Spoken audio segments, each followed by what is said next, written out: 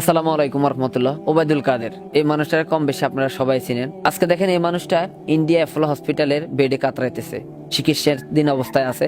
এই মানুষটার কিছু কথাবার্তা শুনেন, যেগুলো আমরা আগামীতে শুনে আসছি। আর 10 দফা নয়, এবার 1 দফা শেখ হাসিনাকে কবরস্থানে পাঠাতে হবে। এই 1 দফা মরে যায়, প্রতিদিনই আমাকে অনলাইনে মেরে ফেলে, আমার কবর পর্যন্ত খোঁড়া হয়, আমার জানাজা হয়, কত ছবি দেখি জীবনে। আর ছবি প্রপাগান্ডা কি? এত নোংরা রাজনীতি পৃথিবীতে আছে? আরে এরা কারা, কোত্থেকে এলো এরা? স্মার্ট বাংলা। এই দেশেতে জনম আমার, যেন এই দেশেতে মরি। আমরা এই দেশেতে জন্মি, এই দেশেতে মরবো, পালাবো না। কোথায় পালাবো? জ্বালা রে জ্বালা, অন্তরে জ্বালা।